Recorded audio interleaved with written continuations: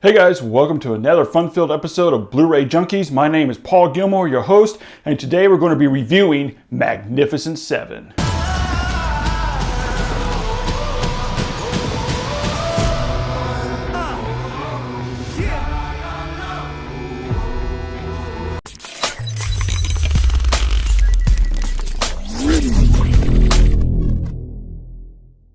So guys, if you don't know already, Magnificent Seven stars Denzel Washington, Chris Pratt, Ethan Hawke, Vincent D'Onofrio, Byung-hun Lee, Peter Sarsgaard, an Indian, a Mexican, and is directed by Antoine Fuqua. Now, Antoine Fuqua is a director where he's kind of a hit or miss for us. Some films he's done a great job with, others not so much. But we've been excited about the Magnificent Seven for a couple of years now, and we had a feeling Fuqua would really bring his A-game to this film. First, let's get into the plot details. I mean, we've all heard this tale told time and time again, most famously from the old classic film Seven Samurai, which was remade into the Western classic Magnificent Seven in the 60s. The story concept was even very loosely based in The Three Amigos, where a small town of farmers are being harassed, manipulated, terrorized by an evil, money-hungry, just this bad guy that wants to take over the town. I actually had a blast with this movie. It was fun, action-packed. It's a sit-back, stuff your mouth full of popcorn theater movie-going experience, and for that reason, I loved it. Beautifully shot by Manuel, if I believe I pronounced his name correctly, and he also shot Fuqua's other films. Denzel Washington delivers a great performance. Chris Pratt was good, however, some of his jokes and sarcasm felt just a little too modernized for the time period this movie is set in. Peter Sarsgaard did a pretty good job. I mean, you can feel his presence in the movie. I just wish he would have put maybe just a little bit more into his character. But the real spotlight goes to Vincent D'Onofrio, who plays this overweight mountain man, I guess you can say. He just digs into all of his roles, and he does so in this film as well. You don't even recognize him. I mean, seriously, if his name wasn't in the credits, I wouldn't know that it was him portraying this character. He does this type of speech and tone that was just perfect, point on for his character, and had some pretty funny moments in it too. We just loved Vincent D'Onofrio's character in this movie. So guys, with all that said, does that make this movie a great film? Well, yes and no. I did have some problems with it. Namely, there was very little character development, very little, or if at all, any character arcs. And you could feel that throughout the movie, and that's something that was missing. And guys, as you know, without character arcs, without character development, really the audience is just sitting there watching people on the screen. We can't really identify with them as actual people going through these circumstances. And this was the biggest problem with Magnificent Seven. I just didn't feel any real high stakes for the town. I didn't feel any high stakes in the movie with any of the characters. But besides that, it was a fun ride, had some amazing choreographed shootout and fight scenes. They were awesome, especially the first encounter between the Magnificent Seven and Sarsgaard's people.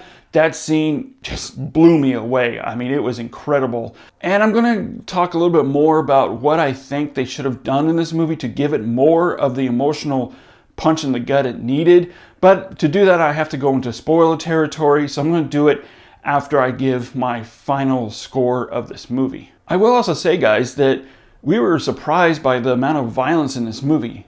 It is a PG-13 movie, and it had some pretty brutal violence in it. There is no blood, which is probably how they kept it down to a PG-13 rating, but still, I was surprised by what they got away with. But overall, again guys, Magnificent Seven was a fun, good time. It had plenty of action. You won't get bored with it. It had some breathtaking cinematography of the Western landscapes that just looked absolutely beautiful on the big screen. I did enjoy it. I had fun with it, and I'm going to give Magnificent Seven a purchase worthy on Blu-ray. I'm really looking forward to seeing this again when it comes out. And as I promised, guys, we're going to get into some spoiler territory here. I'm going to count to 3, and then the spoiler warning will be up. So here we go. 1, 2, 3. Spoiler warning indicated. Beep, beep, beep, beep. That was dumb. The night prior to the big shootout, the big showdown near the end of the movie, Ethan Hawke's character, who's been dealing with PTSD, suddenly, he freaks out. He doesn't want to deal with this. And so he decides he's not going to fight this fight, and he ends up leaving the town in the middle of the night. The next day, the fight happens, and of course, who shows up but Ethan Hawke? He comes in like nothing has ever happened, and he starts kicking butt. And it was like he didn't have to leave at all. They could have completely skipped that part out of the movie, and you would have never known the difference.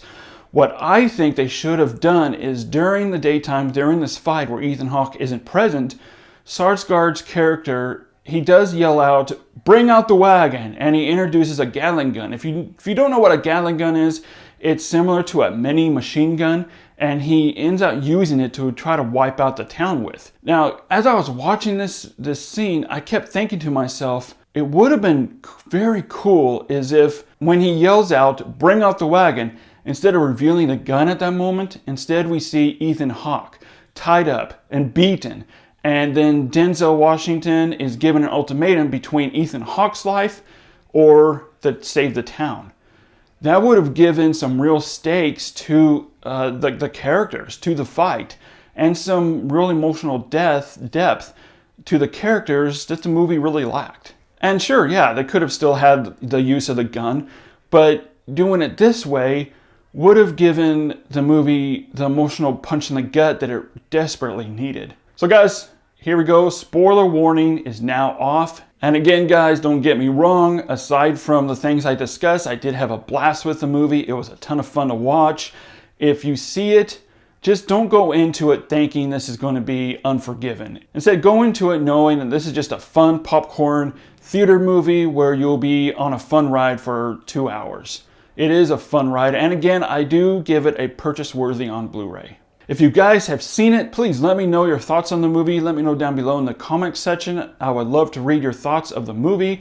And maybe if there's things that you guys thought that they could have switched up or done differently, let me know down below. Guys, watch out for my next review, which is going to be the Clint Eastwood, Tom Hanks movie, Sully. I'm anxious to share my review with you guys. As always, guys, thanks so much for watching. Thank you so much for your support. Thank you so much for subscribing. If you haven't done so already, definitely subscribe to our channel. We have a lot of new videos coming up. We're having a guilty pleasure movie video coming up. We're having our part 2 of our Terminator retrospective video coming up, and also retrospectives, our spotlight videos of Gene Wilder and director Curtis Hanson. Those will be coming up in the next few weeks. So definitely subscribe to our channel if you haven't already so you don't miss out on all that fun. As always, guys, thanks for watching, and we'll see you in the future.